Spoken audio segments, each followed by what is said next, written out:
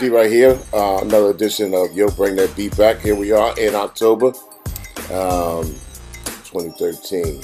This is part 2. Boots Riley. We played part 1 last week, telling this story about when we actually played the Treasure Island Music Fest, which is that little island in between the bay, the San Francisco Bay. Oakland on one side and San Francisco on the other side of the Bay Bridge, that little island that's underneath. Not Alcatraz, but it's called Treasure Island. It used to be a military base. Now it's just like cleared out for a whole bunch of different things. I forgot what it is cleared out for, but we did a concert there, a festival we played together with Boots Riley. Anyway, Boots is telling a story about where he was stopped. He and the crew was stopped after they ran out of gas and they pulled into the island and got stopped by a whole bunch of military people. So this is part 2 of that story right here on another edition of Yo Bring That Beat Back on RapStation.com. Let me tell you really quick about RapStation.com since I got about 50 seconds. Go there, lock it into your phones, your iPads, www.rapstation.com/RS Radio. We got DJ Chunk Chill Out each and every Monday night, so go check out the schedule, check out our top 10 charts. We are really doing it right. We're picking up DJ Terminator X with his Edge of Panic show. Matter of fact, he was just hitting me a second ago, so you got to check that one out too on rapstation.com.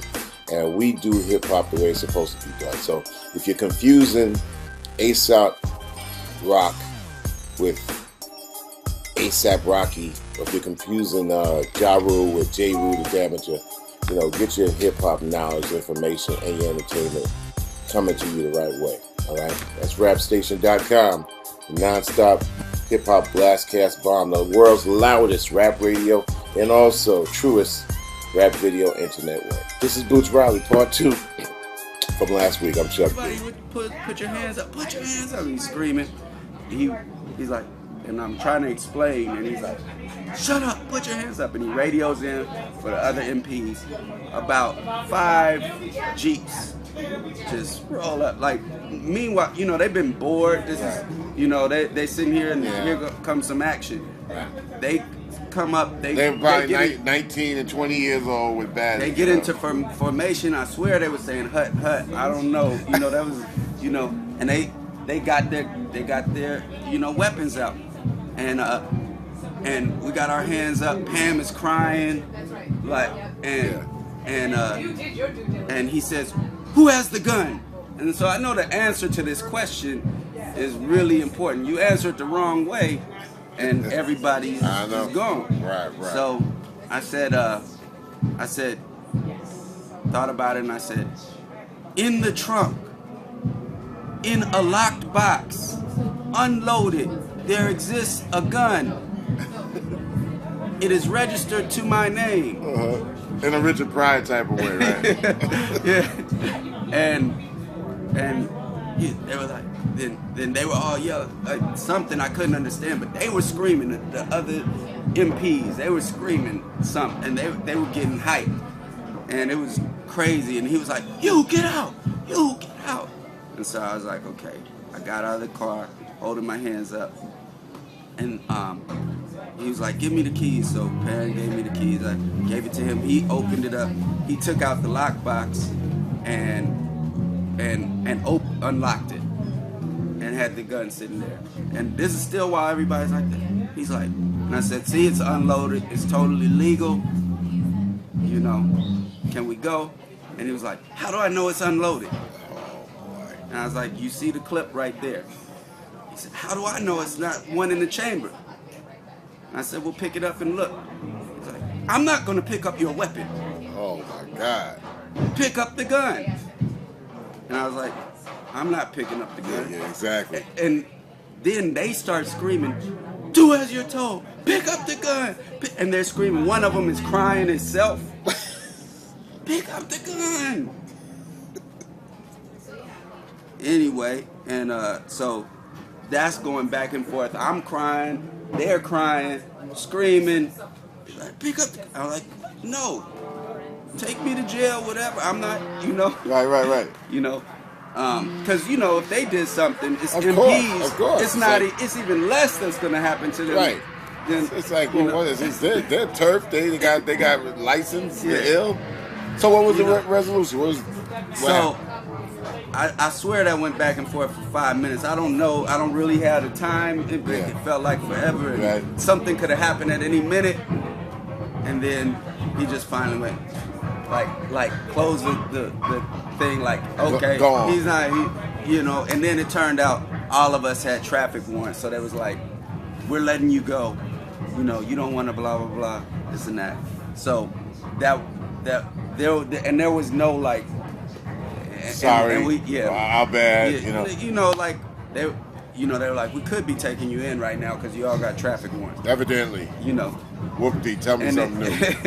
And then, so you know, it was just, you know, we were like, I just was whatever cuts the conversation short, get me out of there. So we were like, yeah, okay, cool.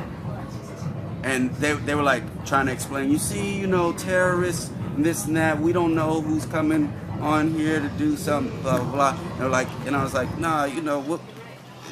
Okay, I don't think, you know, if we were terrorists, why would we be rolling in 9 deep in a Del Monte on a Navy base? You know, but you and guys are just tired of shooting. And then, okay, so then the next night, we come back after the studio, we coming back, and then we run out of gas right in the middle. and we roll right down the hill that you come right there. And there used to be a payphone right there. Roll just to a stop right at the payphone, and then they was all just looking. Oh, here we go again.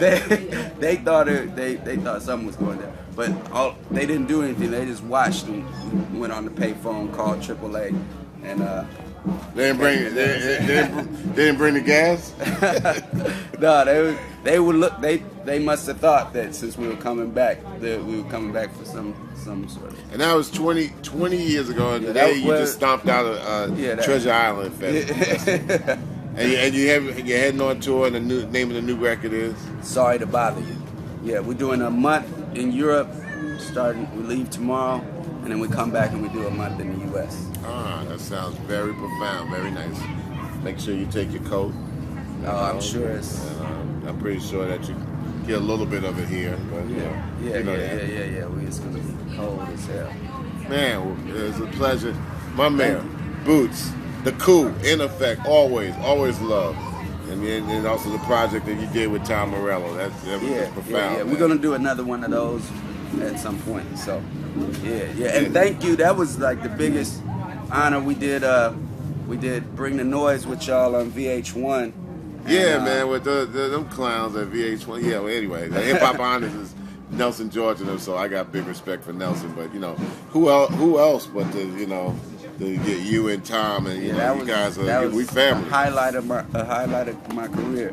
Yeah, so. Man. So especially the way that you had that walk down. I was like, man, I had to cop that. You know, and what's his name? Tracy Morgan kept being like, man, what you doing here? You don't look nothing like Flavor Flav. You don't look nothing like Flavor Flav, Jim Kelly. And Bruce Riley, my man. Have a safe trip. All right. Yeah. Thanks.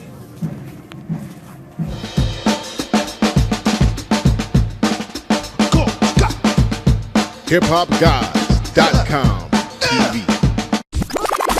RSTV. This is RapStation TV.